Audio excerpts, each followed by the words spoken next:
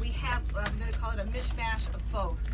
And you'll be able to tell the ones where, if it's aesthetically unpleasing to you on the outside, it's probably because property owners are not taking care of their property. If the lawns are overgrown, whether they're tenants owned or living or not, somebody needs to take care of the property.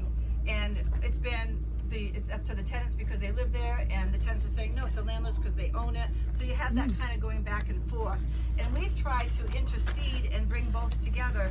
That's not been very successful. We do have a subcommittee, and Anna will talk to that later on. So it makes it difficult for homeowners who take care of their property. And so you have all of that in this neighborhood.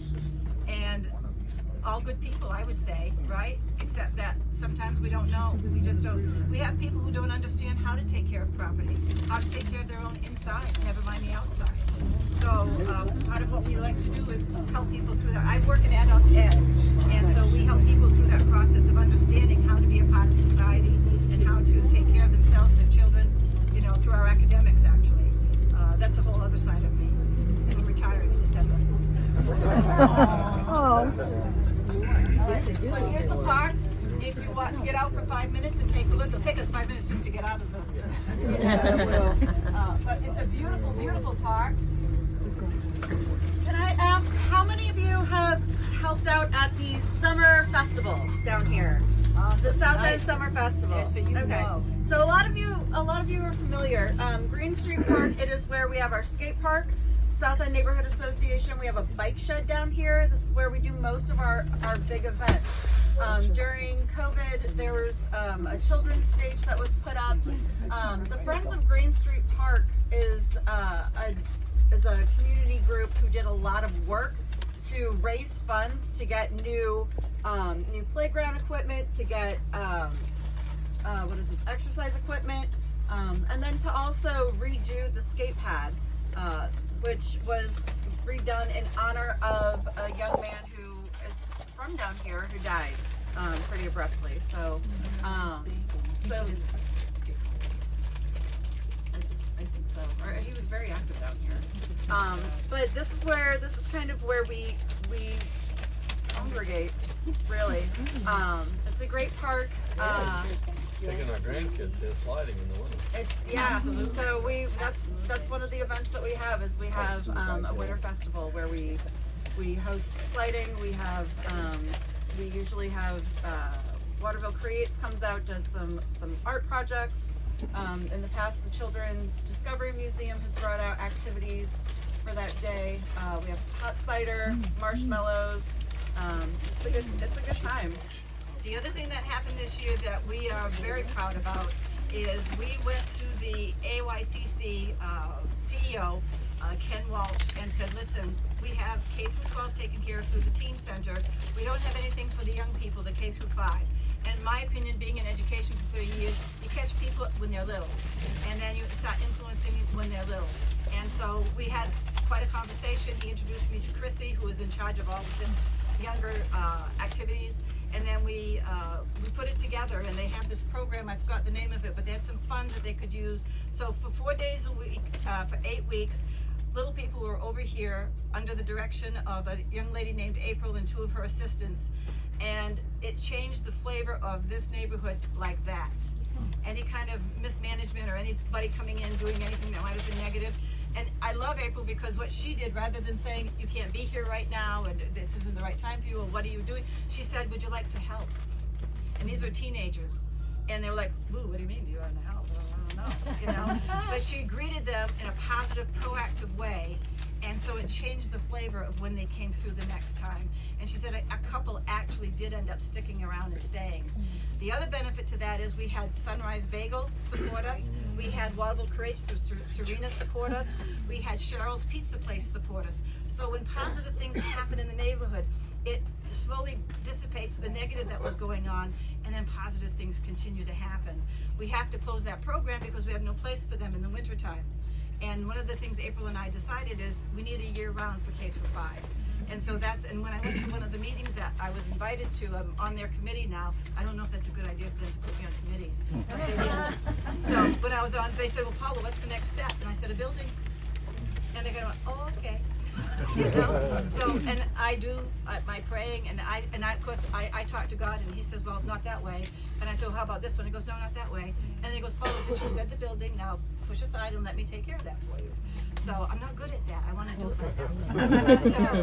So at any rate, so those things are in the works right now for the winter months, and we're hoping for the best to come to fruition for that little crowd of people. I have to tell you, 15 to 20, we were hoping for that, and we got that almost every week. 50, because that was a ballpark figure to say that it made sense to do that here in the neighborhood, and it did work out very well. So I'm just so proud of that, so happy that SENA was willing to host it, and yeah, so it's a good thing. So Anna or Mike, maybe you could speak to this, and roughly how many students live in this neighborhood? Like, it doesn't have to, just a ballpark, but, school-age students. I'll give you an idea. High school, I carry about 50 of them when they all come to school. Junior high, You guys hear that? around 50 to 60. When they all come to school? Hall school, which is Sorry, Mike, what was the last number? about 50. that's high school. High school. 50 for high school, give or take 50 to 60 for junior high. The Hall School, which is Pleasant Street, over on Pleasant Street, I have anywhere from 40 to 60 kids. This is when they go to school, when they have them all come to school. Mitchell School, I'm up to 60 to 65. So we're at 230 to 50. So give or take 230 to 250 people that I haul myself. And also throw in that my day job is at the South End Teen Center. We have a lot of students that attend the Teen Center who live in the neighborhood but don't go to Waterville schools. They go to Maine Academy of Natural Sciences. They go to the music school that's now in Augusta. Some of them they ride their bikes to school or they walk to school. So that's just a little glimpse. Or they do online schooling. Actually, that's becoming more and more of a thing. So that's just a portion of the youth that live here in the neighborhood. My bus route is considered from the corner of Kennebec where we turned in, Water Street, Grove Street, and all the little streets in between, which will go up and down, because I can get my bus. People say they can't, but I can. And then I do for Mitchell School and Hall School, I do Elm Street from the corner of Western Avenue to the pawn shop. So that consists of what I have for children. That is not part of the South End, but those kids come to the South End. Just to let you know, you see the kids playing on the ground right there? These are kids that I know. They're two of the good kids that come down here, and they're the ones that, if somebody comes down and causes trouble, they're the ones that speak up, say, look, this isn't for this is for this. The kids on the bus that know me, they know how I am. This is how I am. I'm not just a school bus driver, I am a teacher also. I teach my kids on my bus to respect. Ladies first on the bus. That's one of them. Awesome. Absolutely. We have now the Arabic kids that are learning this because in their culture, it's not that way. Right. But I'm teaching them our culture, not to change theirs, but to let them know this is how we are here. Okay? Folks, thank you for listening to me. And again, somewhere's around 230 to 250 kids I haul out of this end of town, except for maybe 10 of them over there. I don't even think city council knows. No, they probably don't. They do now. So I think most people have been here. I'm not sure we need to get off here. No. But I will say one more thing, because it's a SENA activity that they do every year, it's the bike swap. And this year, Taking my stuff. no, go ahead. Oh, you did. Go ahead. I will do that. She's like, I'll talk about history. You talk about the programming and all the other things that SENA does. Okay. Good. Okay. So, well, first of all, my name's Anna. I'm Anna Holdener. I am not a native of Waterville. I'm not a native of South End. I come from faraway lands in the middle of the country. But the South End really spoke to my heart when I first moved out here. And I was so excited about getting involved in the South End that I bought a house down here. Yay. So, which a lot of people are like, what? You are nuts. Whatever, It's great. I love it. I love my neighbors. I know my neighbors. The energy that happens down here with all of our different activities is just awesome. We've got kids from outside of the neighborhood who come down here to use the resources. Most people, there's a lot of people at the park that utilize this park who don't live in the neighborhood. Some of them don't even live in Waterville. So that's also something to think about, that we are, as a South End Neighborhood Association, we are hosting other folks also. One of the big events that, or the big projects that Paula was talking about is we do a series of annual bike repairs where we collect bikes or buy bikes, we fix them up, and then we do a swap and we distribute them to youth in the neighborhood, and then also adults who are, if we have extras, adults who are trying to get to work. We do that through volunteer base only.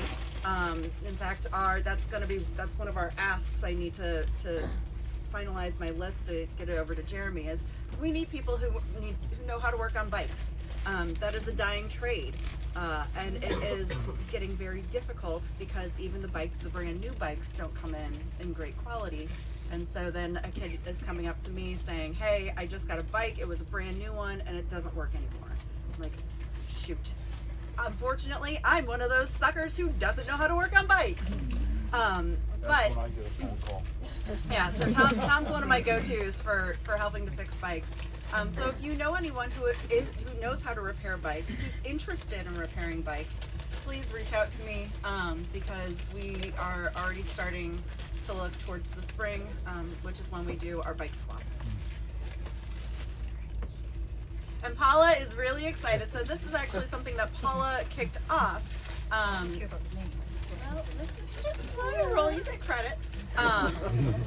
So through connections, through advocating and requesting funds and requesting donations, we were able to raise $5,000, $3,400 last year, $5,000 this year, to purchase new bikes and parts, helmets, if we need them, locks, things like that, to make this bike swap happen. We are going into our 19th or 20th year of this. And the idea is to get a kid a bike so that they learn how to ride a bike. When they outgrow it, they trade it back in. We fix it up, we give it out to somebody else. And then eventually our kids know how to ride bikes, they know how to fix the bikes, and sometimes they even go on to purchase huge, wonderful, glorious $1,000 dirt bikes themselves. So because that love of riding is there. And so all of the bikes and accessories are stored in that shed right there. For now, we had to expand our storage into people's garages for this winter, because we are full of bikes that need repairing, and then we still have to buy some new bikes, so because we are completely out of certain sizes. But yeah, we handed out about 50 bikes last year, which is pre-COVID numbers. Awesome. So Paula, sorry, I didn't see that. Is it that shed? Yes, yes, that's Thank you. our bike shed. Thank you. So if you see anyone messing with it, you yell at them and say, Anna's watching you. And because I usually get a call from one of the neighbors down here. We've had some issues with graffiti. We've had issues with people breaking into it. The neighbors down here do a great job of keeping an eye on it. I get a call almost immediately. The kids that come down here, a lot of them know me, so they also will stand up to each other. But unfortunately, things happen, and sometimes it's not always a kid. I just want to make one more comment and plug for this park. If your children have a scooter and you're thinking you have no really neat place for them to do a scooter, see this part of the I'm going to call it Warrenite. Anybody remember the word Warrenite? No. It's pavement, really. It goes all the way around to where you see the hill, up on the hill, back down again. When they did the summer program, I almost got clocked a few times because I didn't get out of the way. They love to scooter. The little ones, 5, 6, 7, 8, 10 years old, love to scooter. So, and it's safe. You can sit down and watch them, and they go around and around and around and around. And it's awesome. And then